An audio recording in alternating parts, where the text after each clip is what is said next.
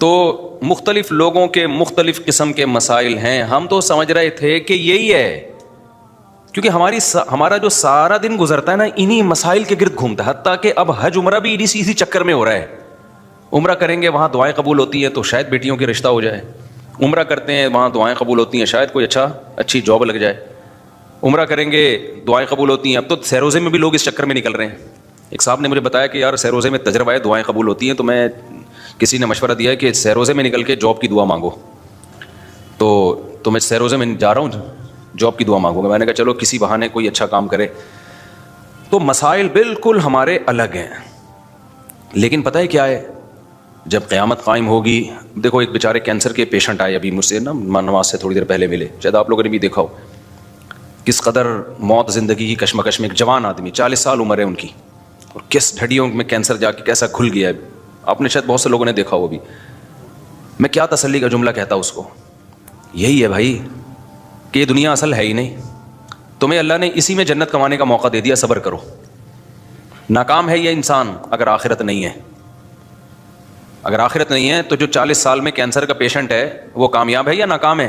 ناکام ہے یار. ابھی تو اس کی 40 سال میں انسان اگرچہ جوانی اس کی ڈھلکنا شروع ہوتی ہے، لیکن تجربہ پیسہ 40 سال میں ہی آتا ہے عام طور پہ اکثر لوگوں کے پاس.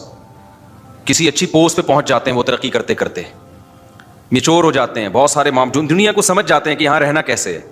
ابھی ایک آدمی کی یار یہ عمر شروع ہوئی اور انتہائی خطرناک قسم کا کینسر.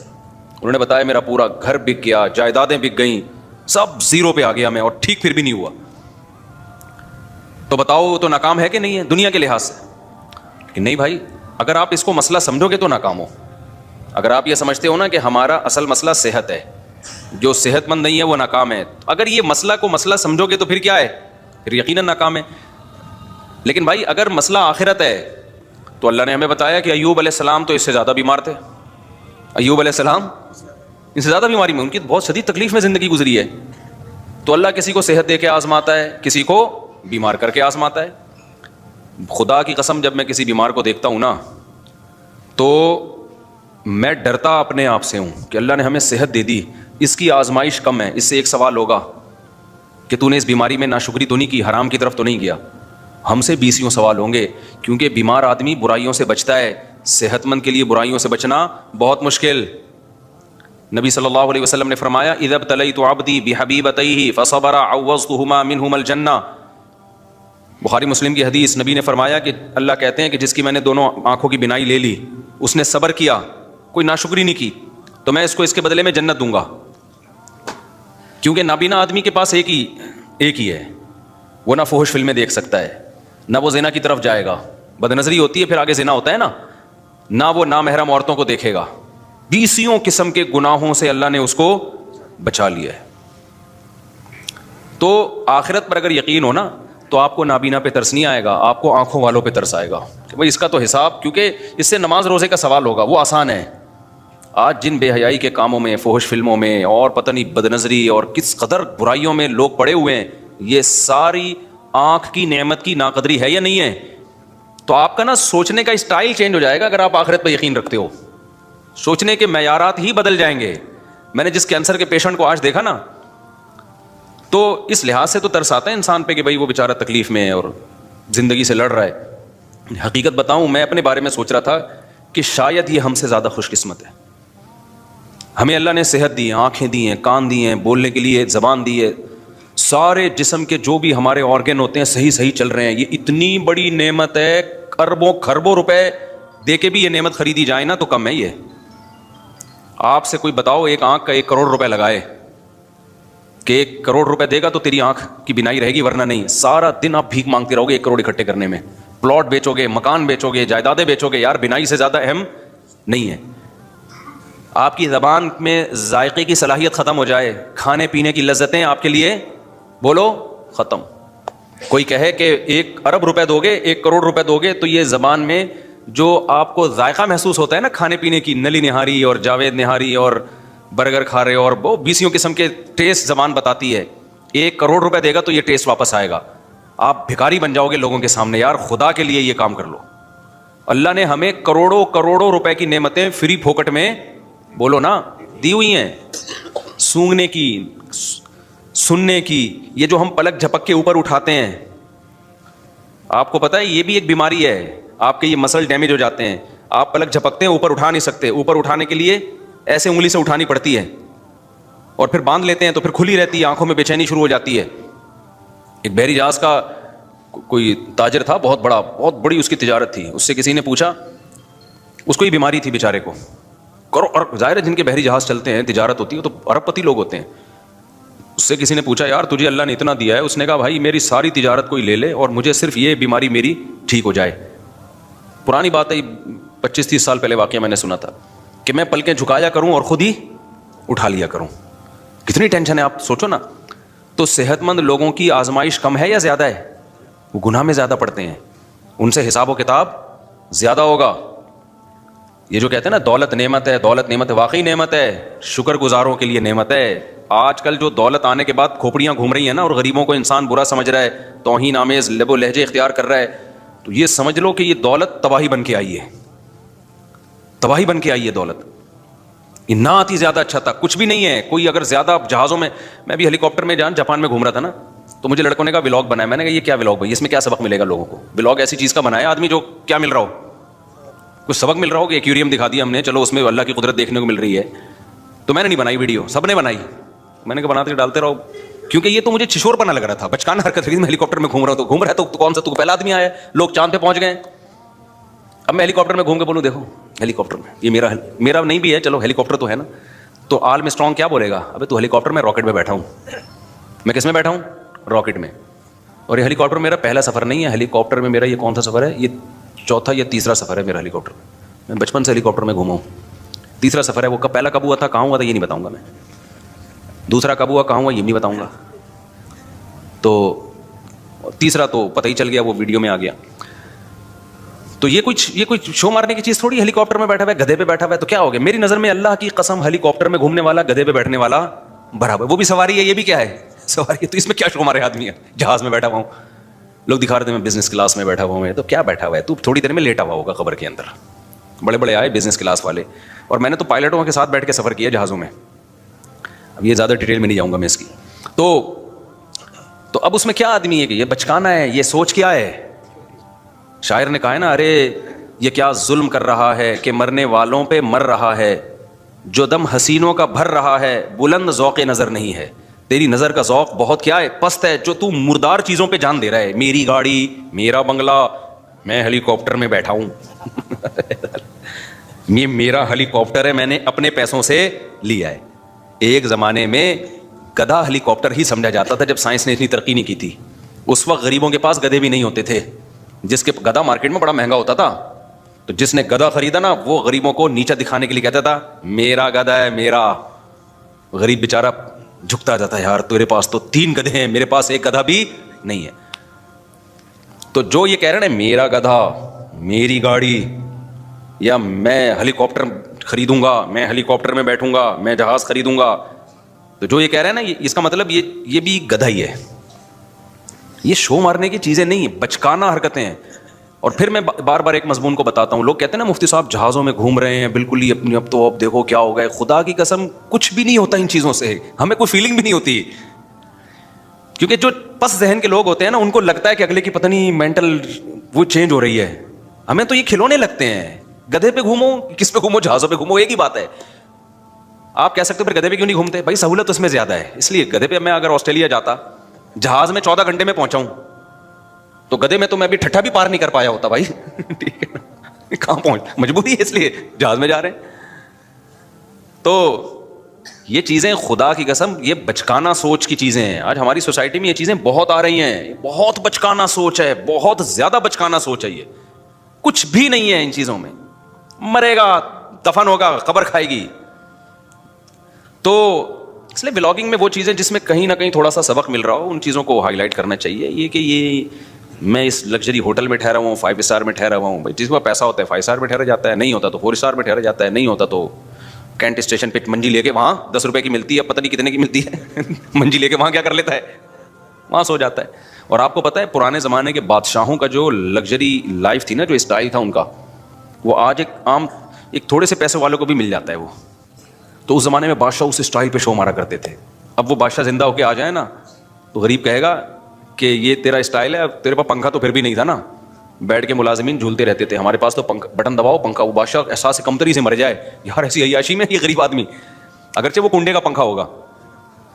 تو کہاں سے کہاں بات نکل جاتی ہے, میں کیا بات لے کے چلا. ہاں تو میں بتا رہا تھا نا, کینسر کا پیشنٹ تھا, ابھی بیچارہ مل کے گیا ہے. تو ترس جو آنا چاہیے نا, ترس ان لوگوں پہ آنا چاہیے بھائی جو جن کو اللہ نے نعمتیں دی ہیں اور وہ نعمتوں کا حق ادا نہیں کر پا رہے. میں ایسے لوگوں کو دیکھ کے اپنے بارے میں ڈرتا ہوں. میں اللہ سے یہ بولتا ہوں کہ اللہ تو نے ہمیں یہ ساری نعمتیں دی ہیں, ہم تو کیا کر رہے ہیں بھائی, جو اللہ کے تقاضے ہیں, جو احکام ہیں ہمارے اوپر, کیا ہم یہ دعویٰ کر سکتے ہیں کہ آنکھ کی نعمت کا ہم شکر ادا کر رہے ہیں؟ قل ارأیتم ان اخذ اللہ سمعکم وابصارکم, قرآن نے دھمکیاں بھی دی ہیں کہ اے نبی آپ ان سے کہہ دیجئے اگر اللہ تم سے دیکھنے کی طاقت چھین لے, اندھا کر دے تمہیں, اور اللہ تم سے سننے کی طاقت چھین لے, بہرا کر دے, من الہ غیر اللہ, کون ہے اللہ کے سوا جو یہ نعمتیں لوٹا دے تمہیں دوبارہ. تو یہ اس کی رحمت ہے کہ نہیں چھین رہا, وہ نہیں چھین رہا. تو اس لیے یہ جو ہم بہت زیادہ وہ ہو جاتے ہیں نا, بہت ڈپریشن میں چلے جاتے ہیں پریشانیوں کی وجہ سے, وہ بیمار ہے اور وہ ایسا ہے اور وہ ویسا ہے. ہمارے حضرت مفتی رشید احمد صاحب رحمہ اللہ تعالی, انہوں نے ایسا غربت کو بنا دیا تھا کہ غربت غریب پہ ہمیں ترس ہی نہیں آتا تھا. صحیح ہے نا, ہمیں غریب پہ ترس ہی نہیں آتا تھا, اس لیے کہ غریب کون ہے بھائی, 2 وقت کی روٹی مل رہی ہے کہ نہیں مل رہی ہے, تو کہاں سے غریب ہو گئے. 2 وقت کی روٹی مل رہی ہے, سر چھپانے کے لیے بہترین جگہ ہے, جسم کسی بڑی بیماری سے محفوظ ہے, تو بس عیاشی کرو, موج مستی ہے. یہ غریب نہیں ہے, یہ ناشکری ہے. پھر آپ اپنے آپ کو یہ سمجھنا شروع کر دو. یہیں سے میں ایک چھوٹی سی بات بتا کے آگے بیان کو کنٹینیو کرتا ہوں. میرے ایک بیان پہ لوگوں نے اعتراض کیا ہے. میرا ایک تاجروں میں نا بیان ہوا تھا جس میں نے تجارت کی بڑی فضیلت بیان کی. اس پہ شارٹ کلپ بھی بنا کے چلا دیں, میرے بیان کو نا غلط رخ پہ لوگ لے کے جا رہے ہیں. میں نے تاجروں کی فضیلت بیان کی کہ اسلام میں آپ کے پاس اگر 2 آپشن ہو, ملازمت یا بزنس, تو آپ نے کس کو ترجیح دینی ہے؟ بزنس. شریعت کا مزاج ہے, اس میں بہت سارے دلائل ہیں. ہمارے نبی نے بزنس کیا, صحابہ میں زیادہ تر تجارت کرتے تھے, قرآن میں تجارت کا جگہ جگہ تذکرہ ہے, حدیث میں ترغیب ہے. یہ حدیث ہے کہ اللہ نے میری امت کے 10 حصوں میں سے 9 حصے روزی تجارت میں. اگرچہ یہ حدیث کی سند پہ کلام ہے, لیکن یہ کوئی اتنی کمزور حدیث نہیں ہے کہ اس کو ایک پہلے سے ثابت شدہ فضیلت حدیث کی میں ہے نا تجارت کی, تو اس کی فضیلت میں کے طور پر بیان کرنے میں کوئی حرج نہیں ہے. لیکن اور بہت ساری حدیثیں ہیں. تو اس پہ کسی نے کہا کہ بھائی اس سے تو یہ پتہ چلا کہ پھر ملازمت بہت بری چیز ہے. تو میں نے کسی بیان میں یہ وضاحت بھی کی ہے. دیکھیں, ملازمت کے 2 پہلو ہوتے ہیں. علی الاطلاق ملازم کو برا کہنا تو کسی بھی لحاظ سے ٹھیک نہیں ہے کہ جو ملازمت کر رہا ہے. ملازمت کے 2 پہلو ہوتے ہیں. ایک وہ ملازمت ہوتی ہے جس میں آپ کسی بڑے ویژن کا حصہ ہو, وہ ملازمت شریعت میں اس کی ترغیب ہے. مثال کے طور پر آپ ملک کی حفاظت کے لیے فوج میں جاتے ہو, ہے تو یہ ملازمت, لیکن آپ کا ہدف کیا ہے؟ ایک ملک کی کنٹری کی حفاظت کرنا. یہ ملازمت تو ہے, تجارت نہیں ہے. اس میں پیسہ بھی کم ہوگا, جو تاجر لوگ جتنا کما لیتے ہیں اتنا ایک فوجی بیچارہ جو بارڈر پہ لڑنے والا تھوڑی کماتا ہے. لیکن یہ ملازمت بہت محبوب ہے اگر آپ کی نیت اچھی ہے, تو بہت مقدس عمل ہے. اسی طرح آپ کسی یونیورسٹی میں ٹیچر ہو, آپ کہتے ہو یار میں ٹیچنگ کے شعبے میں جاؤں گا, کیونکہ جو لوگ آپ کے پاس آئیں گے وہ بات ٹیچر کی سنتے ہیں, تو اچھا ٹیچر سوسائٹی کو ملے گا تو اچھی معلومات دنیا میں پھیلیں گی. تو ٹیچنگ کا شعبہ کیا ہے؟ ایک مقدس ہے, بشرطے کہ جو پڑھا رہا ہو وہ ٹھیک چیز پڑھا رہا ہو, وہ مفید چیز پڑھا رہا ہو. تو بہت ساری ملازمت کے شعبے. اسی طرح کوئی ڈاکٹر بنتا ہے تو وہ بھی ملازم, سرکاری ہسپتال کا ملازم ہوگا یا پرائیویٹ ہاسپٹل کا ملازم ہوگا, ہے یہ بھی ملازمت. اور ڈاکٹروں کے اتنا پیسہ ڈاکٹر نہیں کماتے ہیں جتنا تاجر کماتے ہیں, اور ڈاکٹر کی جتنی محنت ہوتی ہے نا اتنا ڈاکٹر کما نہیں سکتا. لیکن آپ اس ملازمت کو برا کہنا شروع کر دو, یہ بہت بری بات ہے. وجہ اس کی ہے کہ ڈاکٹر کا شعبہ اتنا مقدس ہے کہ انسانی جان کی حفاظت کا ذریعہ ہے. ہاں, ایک ملازمت وہ ہے جس میں آپ کسی کی جاب کر رہے ہو, آپ کو ایک مخصوص تنخواہ مل رہی ہے, فائدہ کمپنی کو ہو رہا ہے, اور کمپنی بھی انسانیت کو کوئی بڑا فائدہ نہیں پہنچا رہی ہے. جیسے آپ کولڈ ڈرنک کمپنی میں جاب کر رہے ہو. کس میں جاب کر رہے ہو؟ کولڈ ڈرنک کی کمپنی ہے, اس میں آپ جاب کر رہے ہیں.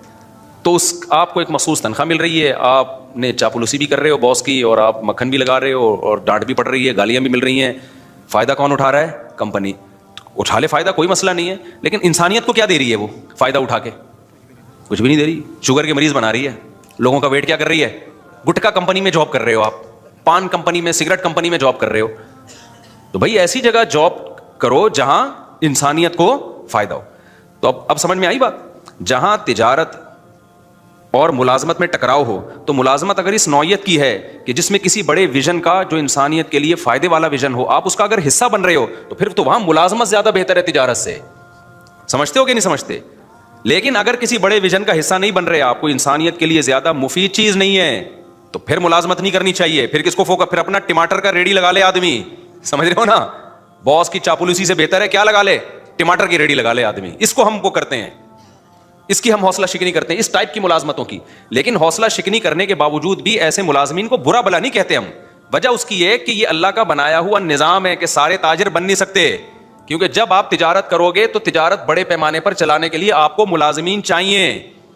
یہ دنیا کا نظام ہے, یہ اللہ کا نظام ہے. اللہ تعالیٰ فرماتے ہیں ہم نے ان کے درمیان معیشت کو, رزق کو تقسیم کر دیا ہے, لیتخذ بعضهم بعضا سخریا, سب کو ایک جیسی دولت نہیں دی ہے تاکہ بعض لوگ بعض کو کیا بنائیں, اپنے ماتحت رکھیں. یہ دنیا کا نظام ہے, یہ چینج نہیں ہو سکتا.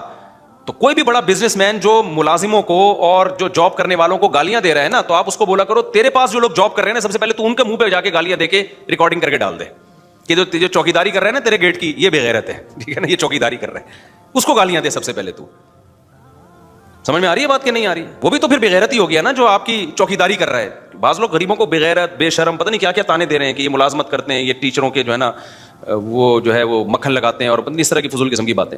تو کوئی بھی ایسا شخص جب کوئی بات کیا کرے, آپ نے بولنا ہے کہ بھائی آپ جب کوئی بڑا بزنس کر رہے ہو تو آپ کو بھی تو ملازمین کی ضرورت ہے. تو یہ ساری گالیاں عام ملازمین کو دینے کے بجائے نا, سب سے پہلے آپ کی کمپنی میں یا آپ کے بزنس میں جو لوگ ملازم ہیں, آپ نے ان کو کیا کہنا ہے, بے شرم بھی کہنا ہے, بغیرت بھی کہنا ہے. پھر دیکھو وہ اسی بندوق سے اٹھا کے سر پھوڑیں گے تمہارا.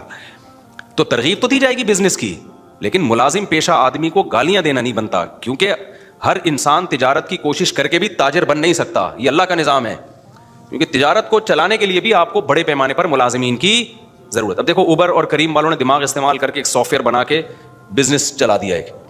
تو اگر یہ ڈرائیور نہ ہوتے اوبر کریم کے, تو کیا ان کا بزنس چلتا؟ تو یہ ناممکن ہے. یہ تو ایک ایسی کامن سینس کی بات ہے کہ جس کے اندر سینس ہوگی تو وہ یہ سمجھے گا, سینس ہی نہیں ہے تو پھر ہم یہی کہیں گے کہ پیسہ آنے کے بعد کھوپڑی کیا ہو جاتی ہے, آؤٹ ہو جاتی ہے. تو السلام نے بھی ضرورت کے وقت ملازمت کی ہے کہ نہیں کی ہے؟ موسیٰ علیہ الصلوۃ والسلام مصر سے چل کے مدین گئے, کیونکہ قتل کا کیس تھا آپ کے اوپر. تو آپ مدین گئے ہیں, تو اب وہاں کیا بزنس کرتے بھائی؟ تو موسیٰ علیہ السلام کو پھر 10 سال کے لیے ملازمت ملی بکریاں چرانے کی. تو موسیٰ علیہ السلام نے چرائی بکریاں, 10 سال چلائی ہیں.